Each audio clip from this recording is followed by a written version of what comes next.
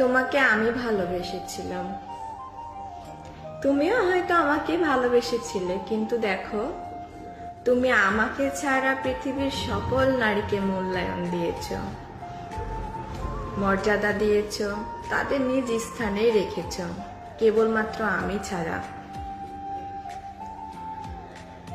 এটাকে আমি আফসোস বা দুঃখ এভাবে নিচ্ছি না, আমি নিজের ব্যর্থতা সহিতই নিচ্ছি, কারণ এটা তো আল্লাহ প্রদত্ত, তাই না? আমার সাথে তো তোমার আর রক্তের সম্পর্ক নাই, যা আছে সেটা আত্মার সম্পর্ক। এই যে তোমার আমার বিচ্ছেদ হয়ে গেলে বা আমি মারা গেলে এই আত্মার সম্পর্কটাও থাকবে না,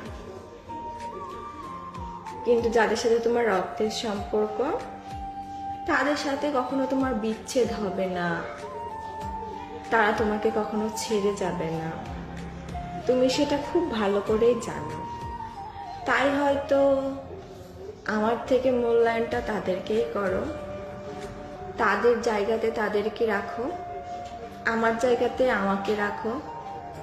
এই যেমন পর পর, আসলেই তো আমি পরই।